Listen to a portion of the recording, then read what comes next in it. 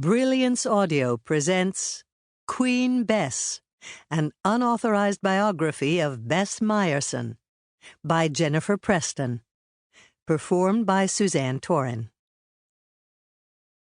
At 7 a.m., Bess Myerson pulled open the blinds in her living room on a sunny, crisp autumn morning. It was Thursday, October 15th, 1987, and from her apartment window on Manhattan's posh Upper East Side, she could see the treetops of Central Park, where the leaves were beginning to turn, brightening the city with their red, orange, and yellow hues. In just 4 hours, she was due downtown at the U.S. District Courthouse in Foley Square. 4 photographers had been waiting outside her apartment building since before dawn to chronicle her departure. Photographers seemed to follow her everywhere now, to the drugstore, to the supermarket, even to the Hamptons waterfront estate of her boyfriend, Carl Andy Capasso, where a photographer from the New York Post had caught her in his telephoto lens just that week, carrying a pair of andirons from the house to the car. She was shocked when she saw the paper's front page the next day. There she was, looking old and haggard in a rumpled gray sweatsuit, without any makeup, her unwashed hair pushed behind her ears, holding the andirons. And there was a story accusing her of stealing them.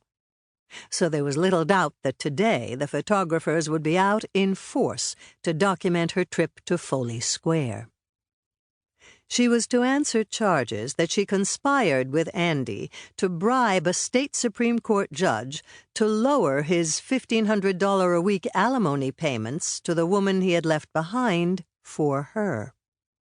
It was an untidy business that had been played for all it was worth and more on the front pages of New York's merciless tabloids. It seemed that the public could not read enough about the case, and Bess's affair with Andy, who stood almost a head shorter than she, and who was now in federal prison on an unrelated tax evasion charge. Yet their very incongruity was fascinating enough.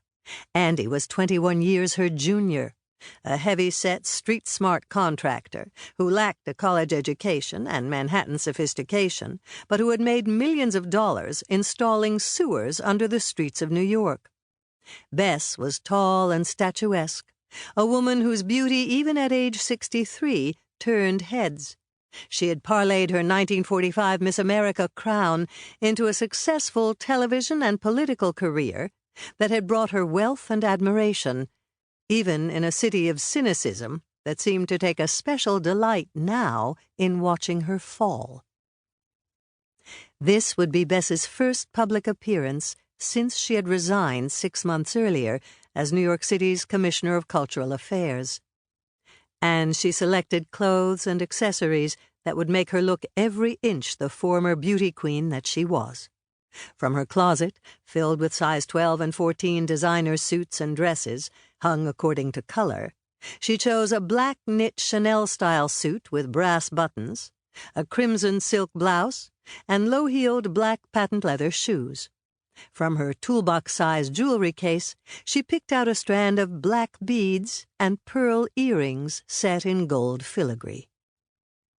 Bess had spent enough years in television to know that she should apply a heavy foundation for the cameras and extra color over her high cheekbones. She brushed aquamarine eyeshadow around her almond-shaped hazel eyes and dark red color onto her full, expressive lips.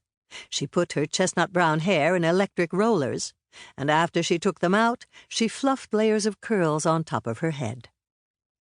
When she was dressed, the reflection in the full-length mirror contrasted sharply with the Bess Myerson in a sweatsuit who had stared from the front page of the New York Post only days before.